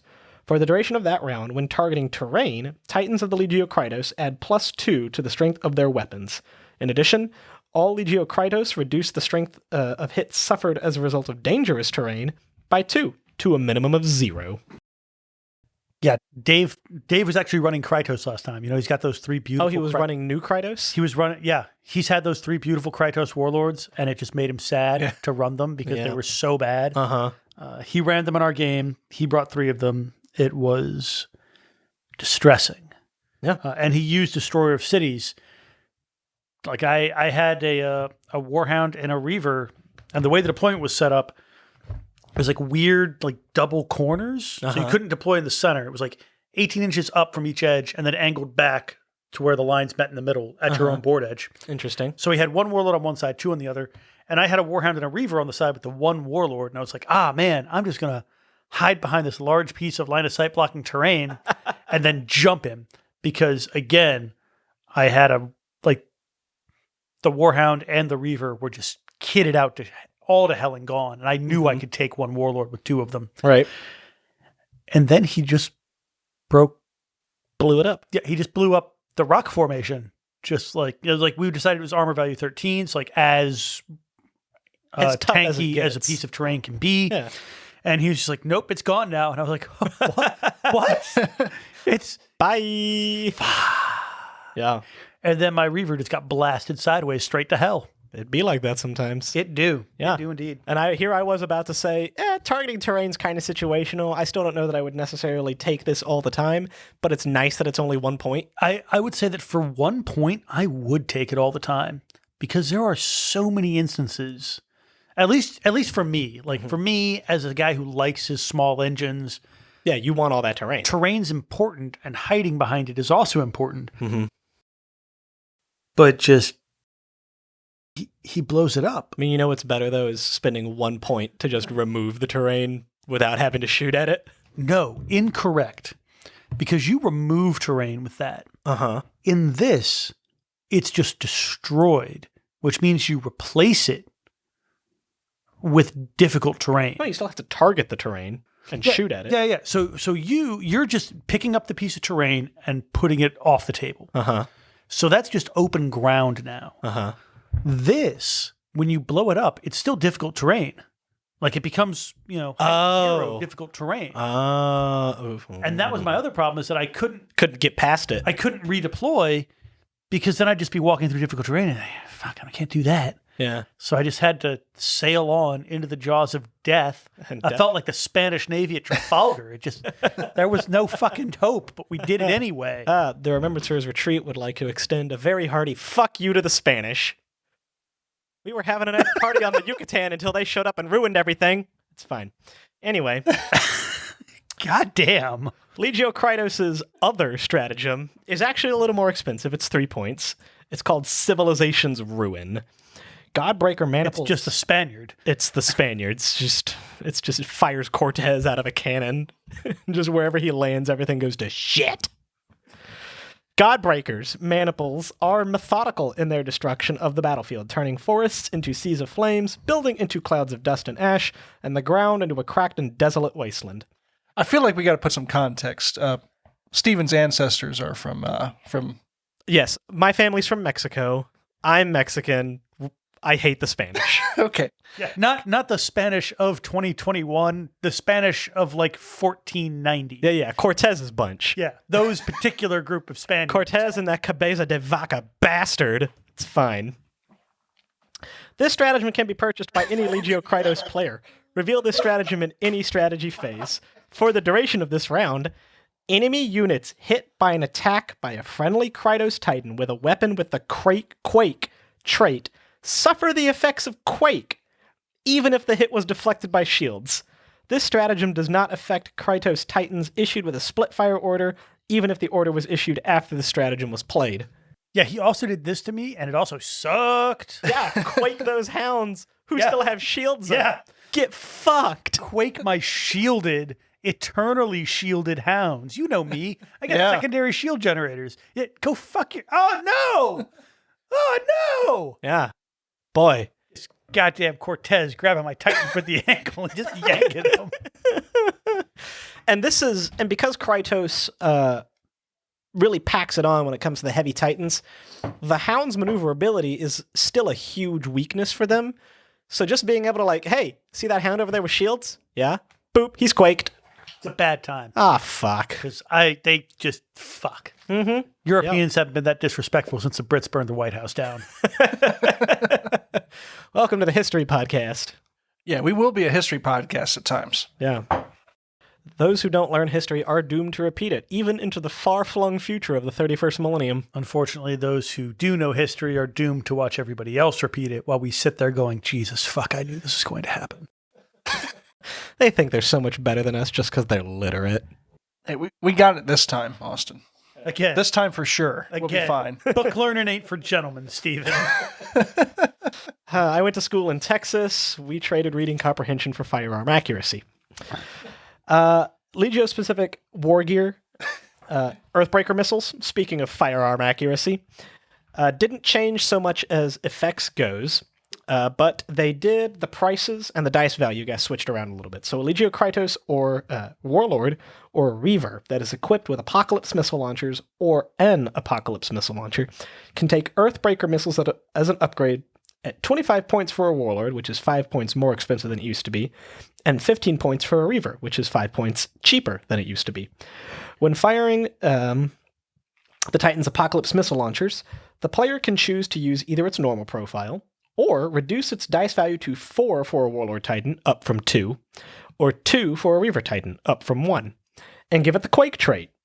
Earthbreaker missiles increase their strength by 5 when resolving damage against terrain. So that's strength 9. And this is what he did. He'd first fired with the Warlord's Apocalypse missiles and played Destroyer of Cities on top of that. So they were +7. Holy shit. So that was... What, strength 11? Yeah, so that was strength 11 with 4 dice, and the terrain just suddenly wasn't there. Yeah. And I was deeply concerned. And then, again, like that's when my Reaver got punted sideways into hell. The other Warhound is suddenly a Warhound staring down a fully functional Warlord. It didn't end well. Yep. And it just... And these aren't like one use or anything. You can just keep popping these things off. Yeah. And like if I hadn't just played that game with Dave, I'd go, man, for 25 points, that's kind of a lot for like... But Dave made it work, bless him. And have you ever wanted to reach out and delete done. terrain? Now you can. Yeah, now you can. And it will get the job done. Tell you what. Yep. So they do have some personal traits as well, like everybody else. Their first one, Godlike Contempt. Which is probably my favorite. It's pretty cool. It used to be that the Princeps Titans scale 10 or above ignore knights. No, it's any Princeps... The Princeps Titan ignores failed leadership checks from units that are scale 5 or lower. Yeah, so all the knights. So basically just knights, yeah. But now, the Princeps Titan may still make command checks even if another friendly unit has already failed. So basically, any scale. That War Master, did it fail its leadership check? Princeps doesn't care. He's a god. Yeah, your Princeps is suddenly the last guy getting orders. Yeah, which anytime that you can cheat the no more orders rule is a good time. World Bane didn't change. And that just means that any blocking terrain destroyed by the Princeps becomes dangerous terrain. So this is actually what Dave had. That's how he got you. And so it wasn't just difficult terrain, because you'd replace destroyed cities. When the stuff gets destroyed, it becomes difficult terrain. But then it was also dangerous terrain.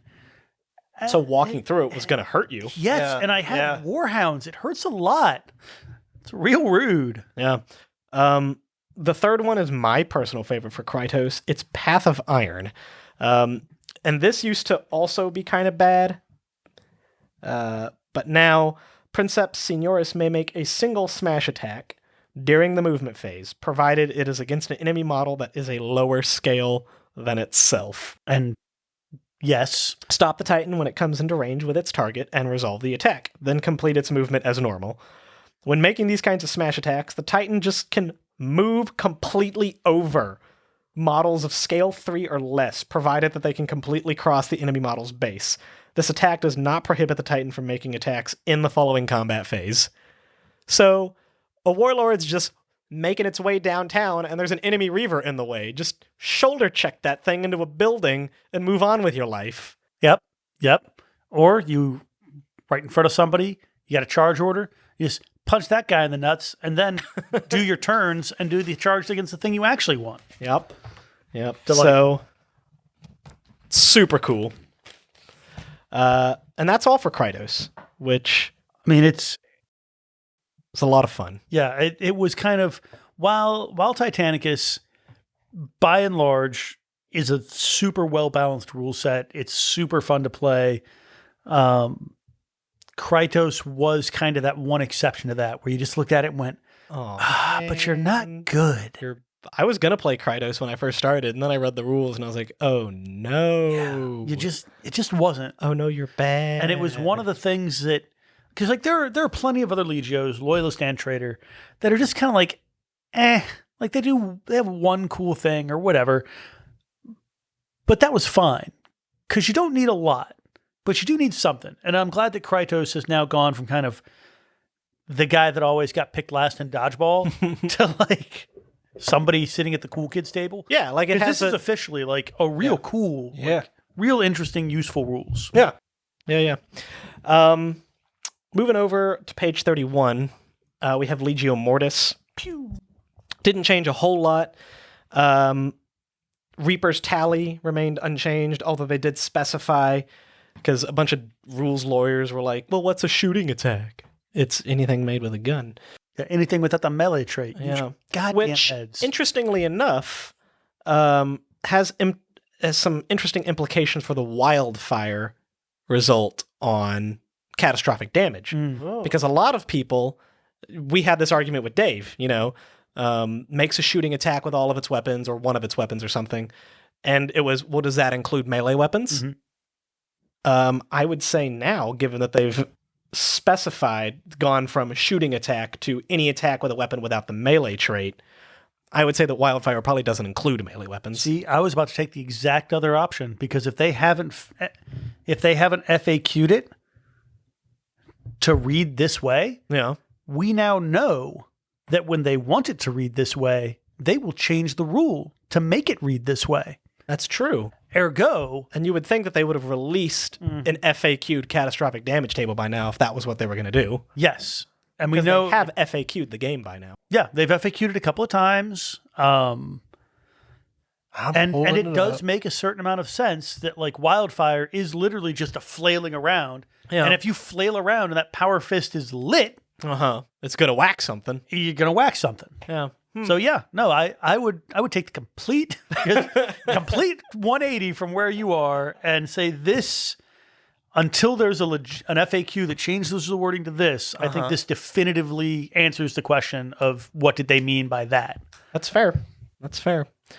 Legio trait State of Decay. Once per game, a Legio Mortis may ignore the effects of MIU feedback, Moderati wounded, and Princeps wounded for a round.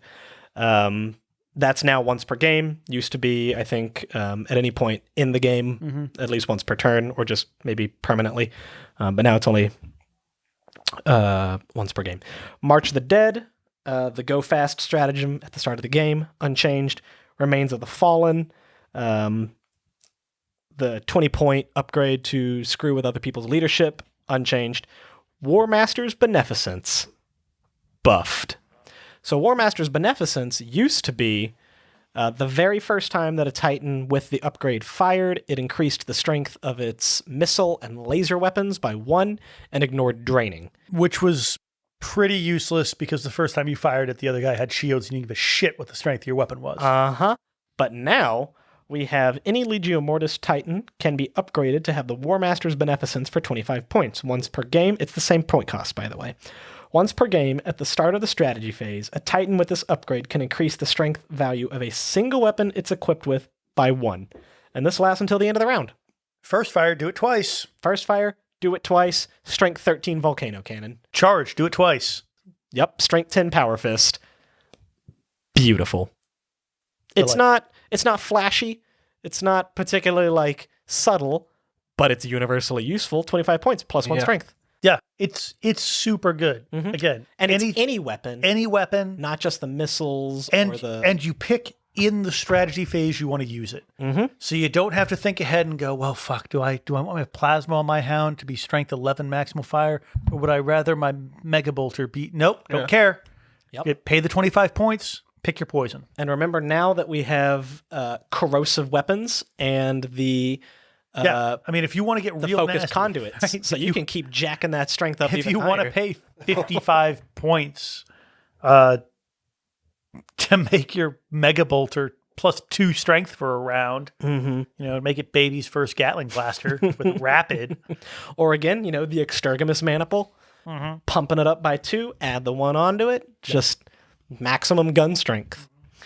Yeah, I like it a lot. Yeah. Its personal traits, Pitiless and Ancient of Terra, didn't change at all, but Rotten Heart had some modifications made to accommodate for awakened entities. So if the Princeps Titan is a corrupted Titan, instead rolling 2 dice, rerolling duplicates when rolling on the awakened entity table, and the controlling player may choose which result applies.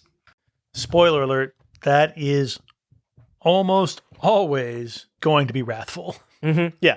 And why not? And then when the Princeps Senioris Titan fails a command check to quell the machine spirit, it may choose to pass it instead. If it does so, increase the Titan's reactor level by 2.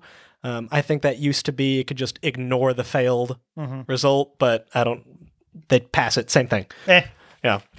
And then the last one, Legio Tempestus. Boop boop boop doo. Over on page 21. Oh, these go 10 pages at a time. Imagine that. Wild. Tempestus has a good amount of meat changed in it. Glory in Death actually got a little bit of a nerf in that before making a catastrophic damage roll for a Legio Tempestus Titan, the controlling player may take a command check for the Titan. If the check was passed, the Titan can immediately make an attack with one of its weapons chosen by the controlling player. If the check was passed by 3 or more, the Titan can attack with all of its weapons. That's still verbatim, but now we subtract 1 from all to hit rolls for attacks made this way. Yeah, which makes good sense. You're dying. Good sense. Yeah. You don't have time to aim well. Yeah, no more putting a melta cannon with pinpoint accuracy directly into the guy who killed you. Yeah, but really, I think what this is there for is to stop you from fucking targeted attacks. Probably. Because it makes those targeted attacks on 6s. Yeah. Which hurts. Fury of the Machine got completely reworked, actually. I wish I had the book immediately in front of me. Actually, you have the basic rule book right there, don't you? What a wonder I do. Yeah, all the way in the back, Legio Tempestus. Yeah. But right now, it's once per round when firing a weapon, a Legio Tempestus Titan that has 1 or more points of critical damage may add 1 to the strength value of that weapon. And the weapon must have a strength value of 4 or higher, and the strength value cannot be increased above 10. This cannot be used in conjunction with Glory in Death. So that was Fury of the Machine? Uh-huh. Yeah. It used to be when making an Awakened Machine Spirit roll, reroll results of 1, 2, or 3. Yeah. Joy. Now somewhat different. Yeah. But now, there's no point in a game in which one of your Titans is going to get away with not getting at least 1 critical point somewhere. And now anybody who suffers that crit, once they get it, bam, +1 to the strength value of weapons. The Titans just get meaner as the game goes on. Although it can't go above 10. What you gonna do? What are you staring at over there? I'm reading ahead. No, I'm just rereading Fury of the Machine because I was looking for the old one when you were reading that, and I haven't pre-looked at any. Oh, I see. Any of these except for Furians, and this is just once around. You can swap whatever weapon you think needs to be better. Mm-hmm. Just make it better. Make it better. Still, yeah. Their specific stratagem, the combat drop, the deep striking Titans. That'll make Robbie real happy. Yeah, got a little better, and when I say a little, I mean a lot. So this stratagem can be purchased by any Legio Tempestus player. Play the stratagem at the start of the deployment. Before any units have been placed upon the battlefield, choose a friendly Legio Tempestus Titan of scale 7 or lower to be kept in reserve. That unit is not deployed as normal and instead will arrive by combat drop. At the start of any strategy phase, from the second round onwards, the chosen Titan is deployed by combat drop. Place a Titan anywhere on the battlefield more than 3 inches away from the enemy, then scatter at D6.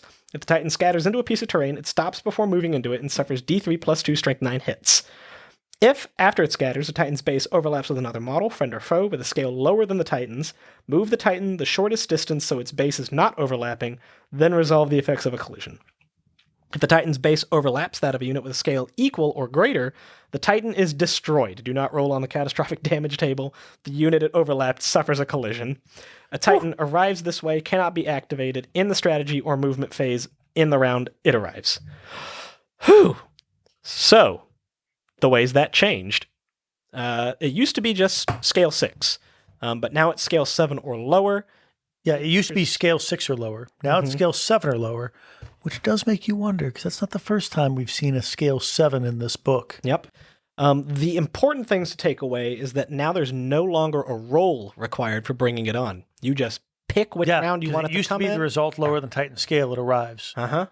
Yeah, they were still thinking of reserves back in the day. And it's no longer beholden to a specific turn to arrive. Mm-hmm. Used to be you had to write it down, I think, and then Yeah, on right that turn, down around between 2 and 4. yeah, on that turn, you rolled to see if it came on, and if it didn't, it just came on the next turn. Mm-hmm. As a player of a certain deep striking in the fluff Legio, a storm, it's kind of sad to see that. That's given to somebody else. Because that would be pretty fucking cool. It Yeah. real would be. Yeah. But now you can activate it in the combat phase and in phase and damage control phase. It just can't move. But think about how happy Robbie will be with his Thunderhawk transporter that can deep strike a little. Yep. Now it can be damaged by collisions, which it used to not. If it ran into something, that was just the way it was. And it must be deployed outside of 3 inches now, not 1 inch. Which is nice because combat buff was kind of a word-heavy stratagem. Yeah. There was a lot going on. Yeah. This It's like, is come to the table. All right, guys. yeah. strap it. Here's how it sit works. down. Here we go. Yeah. Pull out the tome. Yep. Their war gear, the Chasmata laser destructors, got buffed a little bit. So short range increased to 6 inches, and long range increased by 3 inches, where it used to be short range increased by 3, and long range went up by 6. Yeah, this is certainly the better answer there, because it's still a little pricey for what it does, in my opinion. As someone who doesn't like the laser weaponry, Yeah, it's not great. And really all that does is make it more accurate, because I believe the laser weapons get worse the further out they are. yeah, Yeah. Their personal traits, Defiant Warrior, the last one, is unchanged, but Adamantium Resolve was reworked. So now, instead of, I think the previous one had something to do with machine spirits, but once per battle now, when a Princeps fails a command check, they can instead just choose to pass it. actually, looking at the weapons chart in the trader book, there's no positive or negative for the laser weapons. Oh, neat. Well, not for the turbo laser destructor anyway. Huh. Or the paired turbo laser destructor. Well, that's good. So here's an extra... The laser blaster is a -1 at long range. So there it is. That must be what I'm... It helps the Reaver. Yeah. So the Adamantium Resolve, now you can just auto-pass any command check that you fail, which would be useful when all those Corrupted Titan penalties start piling up. When you're running that Lupercal with a Leadership 7 Warhound. Yeah. And then Stormborn is pretty cool now. When the Titan Princeps Senioris Titan is on the battlefield, a Titan with within the same maniple, including the Princeps Senioris' Titan, issued a charge order may declare power to locomotors without pushing its reactor. So previously that only applied to the Princeps Senioris. Now it's everybody in the maniple. And I love that. I mean, you know me. I love pushing it. Love going fast. Love going fast. Well, now you just got to charge to do it. So good times. Yeah. And that is all the ways that the Traitor Legions have changed. There it is. Ooh. 2 big, sexy episodes. There it Third is. one sure to come. Third one sure to come. We still haven't talked about Knights. So yeah, we got a whole night episode to talk about. Joy. Yep. And stratagems. And stratagems. Yeah. There's been like Traitor stratagems. Gonna talk about those. Yep. But otherwise, a great big treat for you, all you Traitor players, specifically Krytos players. Yes, an extra big treat for Krytos players. Yep. Unfortunately, more Daxus players are now the worst Legion in the game. Oh, no. Yeah. Well, maybe Legio Lysanda. But that's the thing. We're now back to like, yeah, there's a couple that are like underwhelming, but not bad. Yeah. Like you can't tell me that Lysandra's bad. They're just a little underwhelming. They just wake up from shutdown orders a lot. Oh, boy. You can give them shutdown orders, though, unlike every other Legio in the game. Right. But like now we've got some guys where like you play those and you just get props for playing them. Mm-hmm. When you played Krytos, you got sympathy, you know? Like, so no longer. Well, now with Corrupted your Titans. long Legio nightmare is over, Krytos players. Yeah, you've come out of the long night. It's the golden age. Ave Bellicosa. Ave Dominus Bellicosa. Yeah. Yeah. Jesse, did you find anything over there on Wildfire? What? While you were searching through the FAQ? No. No? What's the name of that guy who pulls up videos for Joe Rogan? That implies I Listen to Joe Rogan. I mean, he's just Gwyneth Paltrow from Men, so like... I don't listen to I'll Gwyneth say Paltrow either. I'll punch up. I don't care. Fuck Joe Rogan. There it is. Ivermectin He's back on his jacking fucking back on his piece of soapbox. shit. Come at me, Joe Rogan. I think Joe Joe Rogan. Rogan, if you're listening to this podcast, Fuck you. there it is. All right, there we go. You heard it here. Probably not first. I'm trying not to start a theme of who's Jesse gonna just say fuck you to every episode, but here we are. And Two for certainly two. every Traitor Legio's episode. Remembrancers Retreat's New Year's resolution is that we will bust one chop per episode. So many chops to And bust. here we busted 2. 52 chops Joe to bust Rogan and every Hernando Cortez. Joe Rogan and the Spanish. Circa 1490. Circa 1490. Yes. Please don't sue us, current King of Spain. whoever you may be. Whoever you may be. They do have a kingdom, right? I think they have a king, but I believe he's Who kind knows of like, what those Europeans are doing? I believe he's like the British queen, and that I don't think he holds any executive power. King They don't have one ever since the Felipe Oh. VI Whoa! of Spain. Look at that! I thought maybe the fascists had gotten all the royalty after the revolution. This is good. Joke's on you. Were you about to say this is good news?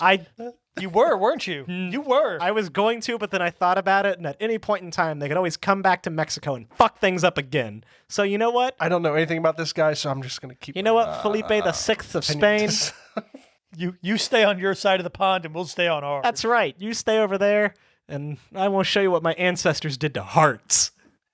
Go on now. Spoiler alert: we pulled them out. You can do it in 6 seconds if you got the right knife twist. Yeah. 53-year-old king. Good for him. Yeah. 6'6". Jesus. You know what? I take Fuck. it back, Felipe.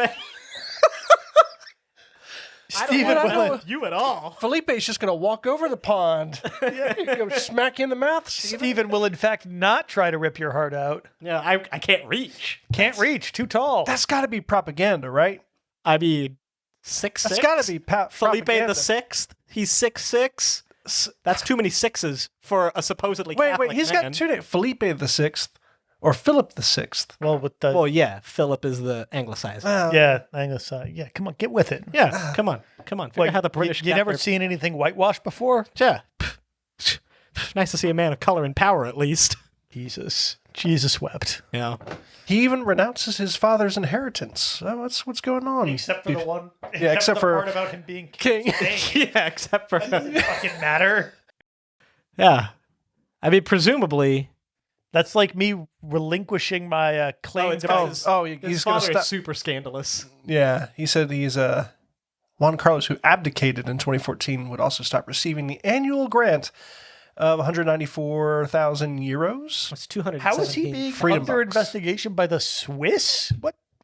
Guys, we got to do a variety podcast at some We point. really do. We're going to 'Cause have a honestly- podcast where we just don't talk about anything wargaming All right, related.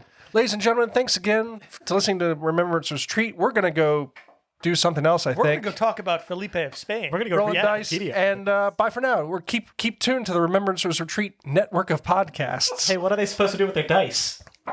Keep those dice rolling. Bye for now. My name is Jesse. I'm Steven. Bye.